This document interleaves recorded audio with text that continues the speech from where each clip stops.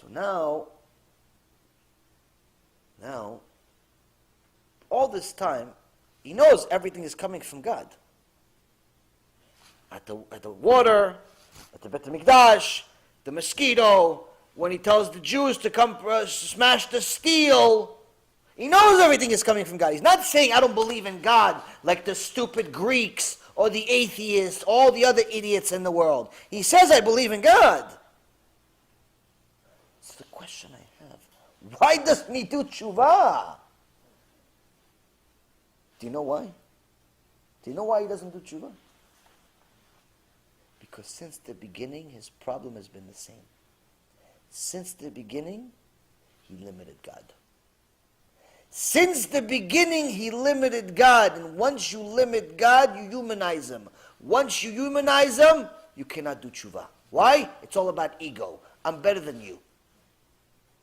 If it's a human, I'm not doing tshuva to another human. Why would I do tshuva to another human? I'm smarter than him. I'm better than him. Who are you? When you limit God, you humanize him. He has limited God since day one. He said he's only in the Bet HaMikdash. He's only in the ocean. He's only powerful here. He's only here. He limited God constantly. Rabotai Yekarim, when you start taking mitzvot and picking and choosing what you want to do, you're limiting God. You're limiting God, and that's why the punishment is severe. I learned about this punishment. Hashem and Achem. It's not scary by the words, but it's scary by the maaseh. In Parashat Vayetchanan, at the end of Parashat Vayetchanan, Rabotai, in chapter 7, verse 9 of the book of Deuteronomy, one of the scariest things in the entire Torah is written.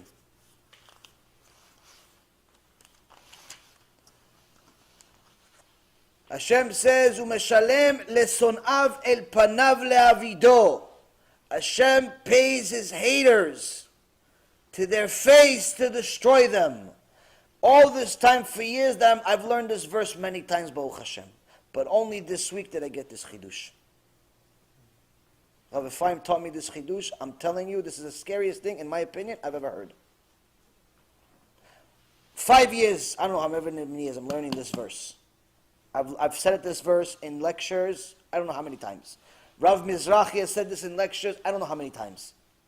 It's a very, very famous verse to scare the living lights out of you. Because it says, he pays his lovers for thousands of generations, and his haters, he gives them cash to their face. Gives them cash to their face to destroy them. So this shows people that Hashem has lovers and haters. You do his mitzvot, he calls you, Ohavai v'shomrei mitzvotai. My lovers, who are they? They keep mitzvot. My haters, obviously the opposite. They don't keep mitzvot.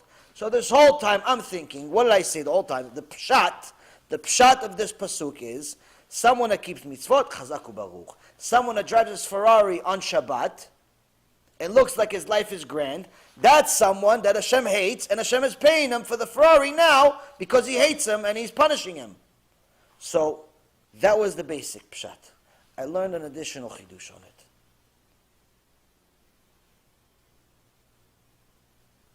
The Rambam in Ilchot Shuvah says there are 4 people that make such sins that Hashem will not allow them to do tshuva. One of them is someone that's a machtia rabim, makes other people sin. Someone that's a missionary, someone that's a false rabbi, someone that does not rebuke his own child, students, surroundings, doesn't rebuke them. Hashem will not let him do tshuva. Why? You're killing them. You know the truth, you're not telling them. I've always asked, what does he mean? What does he mean he's not going to let them do tshuva? They want to do tshuva, he's not going to let them do tshuva? The guy says, Chatanu Avinu Pashar, you're not going to let them do tshuva. But it says that this contradicts the Torah, because it says tshuva is always open. Tshuva is always open. So here we have, Rambam says, alakha, this is actual alakha, Moshe Sinai says that certain people, Hashem does not allow them to do tshuva. And the Rambam says this is the worst punishment in this world. Hashem closes the door, you cannot do tshuva. Parashat Vayetchanan says Hashem pays his haters to their face. Rav Ephraim says this is what it all means.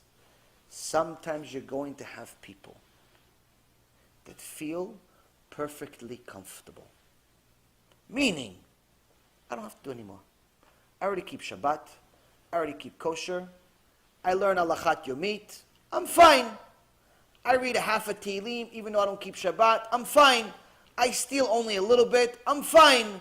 I cheat on my husband only once in a while. I'm fine. I'm only cheating on WhatsApp. I'm fine. This I'm fine mentality, that Rabotai Yekarim ze meshalem el sonav el panav le'avido. That sense of I'm fine and I don't have to do tshuva, that's a punishment. That is the worst punishment in the entire Torah. I'm fine. I don't have to do tshuva. I'm fine. I don't have to do tshuva. That's the worst punishment. Why? You're not going to do tshuva. Why? You feel fine. Why would you do tshuva if you feel fine? Why would you do tshuva if you feel fine? You feel fine. It's not that Hashem, some fire comes out of the sky in the shape of a lion like the one that used to eat the korban. The korban in the Beit HaMikdash, the fire that came down from Shemayim was the shape of a lion. So it's not like there's a shape of a lion, a fire comes down. Hey, you! Hashem hates you. You're done.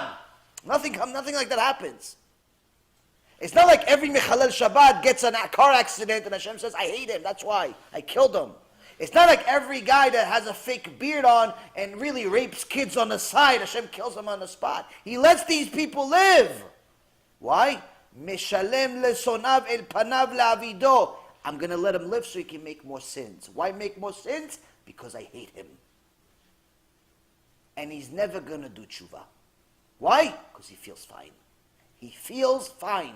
And as long as he feels fine, and she feels fine with her mini skirt and a tank top and a no kisui rosh, or with the wig or that's the size of the equator, all those things, he feels fine, you're never going to do tshuva. You're going to do tshuva, Allah alecha. You're finished. Worst punishment in the entire Torah. We have a generation of people like this. Now, Kol Yisrael Aravim Zeh Lazeh. All of Israel is responsible for each other. Which means, one of the people that suffers such a potential, not guaranteed, potential punishment, don't think that just because you feel fine, you're punished right now. It just means that you're clueless. But, what's the risk by not doing something about it? We have a generation of people that feel fine. Religious, not religious. Plenty of people feel like they're perfectly fine. Instead of stadiums full of people coming to learn Torah et Emet, you can barely get a minyan. You tell them, listen, it's free. Listen, I'll pay you. Listen, I'll come to your house, I'll come to your house, wherever you want. Barely get people. Why? It's Torah Emet. Torah Emet, hard to get buyers.